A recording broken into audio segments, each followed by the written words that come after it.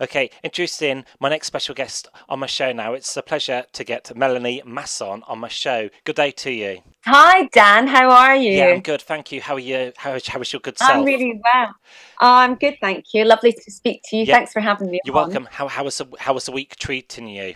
Week's been lovely, been really busy, but all good. Lots of exciting things happening, so it's been really nice. Yeah. Lovely. And you're a professional performer. How long have you been on this level for? I think it feels like I've been performing my whole life. My family are all performers as well. They're all singers and actors and dancers, and we're like the Von Trapps or something like that. We're all proper, you know, performer type. So I kind of grew up amongst it, and Hmm. then went to music school, went to drama school, and have been lucky enough to do it forever.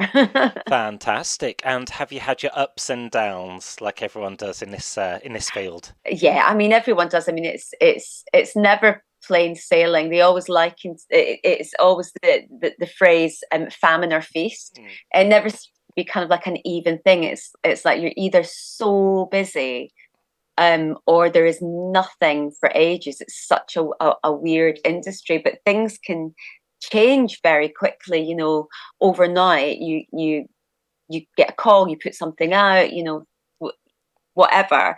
It's just about I think keeping going and keeping the faith, and if you love it and working hard and all the usual cliches, the right place, the right time, all that sort of thing.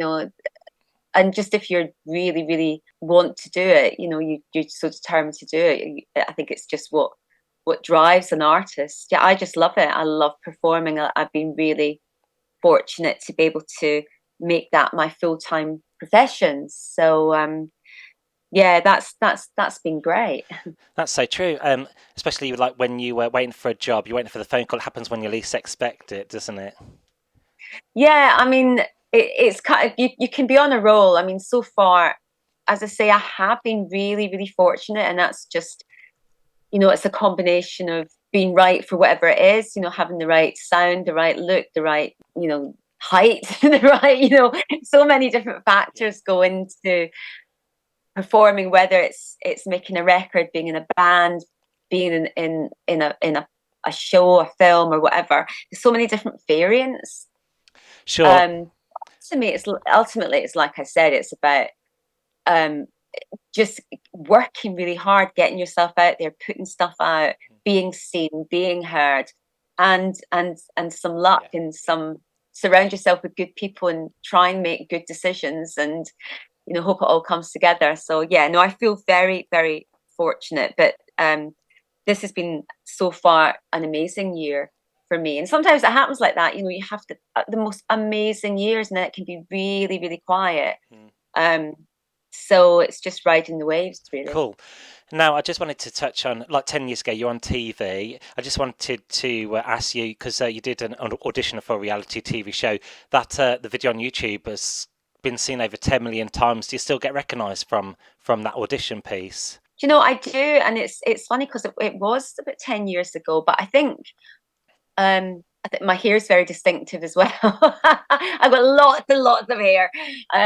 But yeah, no, I do, and it's really, really lovely. Although sometimes I got recognised the other day. I had my hair totally scraped back in this ponytail with not a scrap of makeup on, just going to the gym. And somebody said, "Were you on X Factor?" And I was like, "How on earth did you possibly like recognise me?" But yeah, no, it's really lovely. That seemed to make quite a big impact, and it certainly did for me. It was not something that I intended to do in a way because, as I say, I'd been working and performing, and I was signed to EMI Mm. Records and as a solo artist, and I was singing, doing lots of collaborations with different artists like Norman Cook and all kinds of different people. And I'd worked with Pink, and I've been, as I say, been really, really lucky. Done shows, West End shows, TV, in and out of deals, record deals. And then the opportunity came up because they were wanting to have more professional people that Mm. year. So yeah, I decided to do it. And I think it was one of the best decisions because it really opens me up to a much wider, bigger, actually a massive audience, and gave me a really lovely, solid fan base, and lots and lots of different opportunities. So all in all, it was a really good experience for me, and I had an amazing year. I had some fantastic people in my year: James Arthur, Yeah. Ella Henderson, Rylan, um, who else? Lucy Spraggan. Um, God, loads of really great people. So it was my year. I think was one of the best Yeah, years. memorable. And Yeah. I'm glad it worked out for you. Certainly, the X Factor certainly does raise people's profiles. And 11 years ago, does it seem like only yesterday, or does it seem like a different lifetime? A bit of both, really. I mean, if I ever hear the X Factor theme tune, my stomach jumps into my heart. I just get that fear that, oh my God, we're going live. I never got over that. No, I suppose it does seem like quite a while ago now. And I think I've done so much from it, and it opens so many doors that, I mean, it still pops up, and I still get messages, and the X Factors have really kindly shown my edition as a memorable edition. So I mean, that's been really lovely, and that sort of opens it all up again. But it was absolutely brilliant. I've got no regrets about doing the X Factor at all. I'm really proud of what I did on the show, and I met amazing people, and I'm still in touch with all the producers who were absolutely lovely to me during my time in the show. So yeah, a Yeah, bit of both, brilliant. Well, really. thanks very much for sharing your X Factor anecdotes. That's very open of you. I just wanted to move on from there as well. Who have been your inspirations over the years as well? I hear Janis Joplin has played a huge part of your life as well. Yeah, Janis Joplin, Aretha Franklin. Aretha Franklin, I think, was my first main influence when I heard her as a kid. You know, as I say, I grew up in a really musical household, so it's a very eclectic mix of music, but there was a lot of soul, a lot of blues, jazz. And my first love is classic soul. And when I first heard Aretha, that was it. I was totally in love. I was only young, a kid, but she will always be my main influence. And then Janis Joplin, just her performance and power, and yeah, so she was a big influence, as was and still remains actually, of these amazing artists: Etta James, and James Brown, Otis Redding. But and I love people like the Rolling Stones, and Lenny Kravitz, and anything that's soul, but a bit of an edge as well. I love that kind of, I suppose it's rock and soul, like early Tina Turner, Ike and Tina. Sweet. Summertime. That song's been covered many times as well by Janis. Been covered by Janis Joplin as well. Yeah, I think it's about the interpretation, though, because Janis would take a song and then just, well, I suppose like Aretha, and Joe Cocker's version of "Goodbye with a Little Help from My Friends" is so different. Yeah. To the Beatles' original version, and it just becomes a completely different song, a different recording. And it's the same with, Aretha Franklin's "Natural Woman," the original Carole King, and also, "Summertime" by Janis. A lot of the songs she recorded, I mean, she just made it completely sound like an original song because she put her own stamp on it. So that's from a really beautiful jazz standard, becomes this kind of rockin' blues belt fest, Sure, and onto you. You released a record recently. It's a collaboration, like a funky house record, called "So Long on the Way." Who did you work with on this record? I love this record. I worked with Respectable, who's also Jim "WIDEBOYS" Sullivan from the WIDEBOYS, who's an absolute genius, and I love what he did. So I wrote this song quite a few years ago, actually, with a writer and a DJ producer called Ian Morgan, and Matt Waterhouse from Happy Records, and Matt Waterson represents.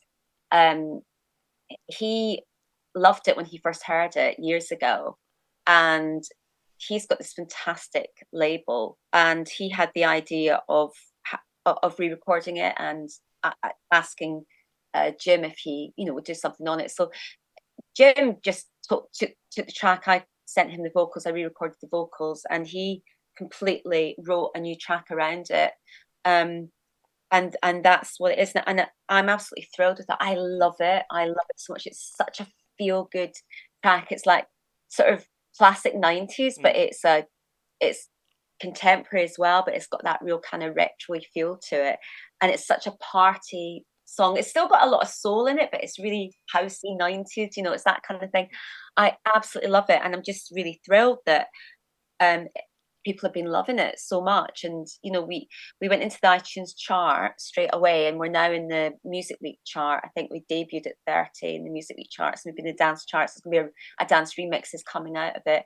But it's such a good team, and they're such lovely people. I've really loved the whole process of working with them, and we're definitely going to do some more collaborations in the future. And with the commercial dance music, is that a change of direction for you going down that route? Well, not really, because actually I did do a lot of house and dance tracks and rave tracks back in the day, back in the 90s.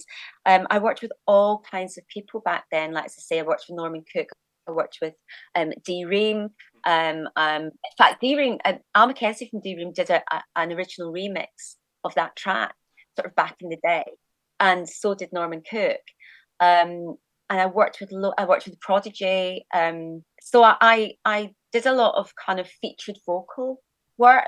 And I did a track sort of from 2007, which did really well in the charts, by a band called Wi-Fi, funnily enough. And it was Wi-Fi featuring Melanie M. It was a cover of a Mary J. Blige song called Be Without You. And that did really well. So I have actually done quite a lot of sort of housey and dancey tracks in the past, but I absolutely love this one. And obviously I've written it too, so that makes it an even a cherry on top, if you like. Real. Well, Melanie Masson, there's just one question I wanted to ask you. What are you up to at the moment? Well, I'm doing more writing and more recording. I'm in the studio a lot, but I'm also on tour. I'm in a show at the moment, so I'm on tour with a musical called An Officer and a Gentleman. It's the film. It's the stage production of the film, and it's really good. It's absolutely brilliant. I've got some great songs in it. So, but I've got sort of weeks off, which enables me to promote the record and to record more. So it is a fantastic opportunity, and it's just a brilliant show. I like it because it's not like, it's not an eyes and teeth type musical. It's like a really gritty. It's like film. It's really sweary. My first line, I won't swear because I don't know what time this is going out or anything, but I've got a fantastic one. Of my first lines is like a proper brilliant swear, and it tackles all kinds of different issues. It is fun as well, but it's quite dark, and I really like that. I like that it doesn't shy away from kind of real life and grit as well as being really funny. So yeah, it's good. Well, I'm glad everything's worked out for you and you're keeping busy. All I need to do now is play one of your tracks. I'm going to go with your remix of your song, So Long On Way. My name's Danny. So long on my way. So long brackets on my way to give it its true, its full. So it's Melanie Masson and Respectable, So Long On My Way. Yeah, thank you so much for playing it. I love that. I've actually also I don't think I don't see myself as an influencer in any way, shape, or form. I post videos with me singing, and somehow I got nominated, and I'm a finalist for the UK Top Singing Influencer Award. I'm not quite sure how that happened, but obviously very grateful. So I mean, I'm just going to go with it. So if anybody wants to vote for me, it's on Instagram, UK or Top UK Influencer. I should have probably looked at this before I spoke to you, shouldn't I? UK Top Influencer, and it's under the Singing Influencer category, Melanie Masson. So if you want to chuck me a vote, that'd be very exciting. Brilliant. Well, thank you very much for joining me on today's show, Melanie Masson, special guest on today's radio my pleasure. show. Thanks, Dan.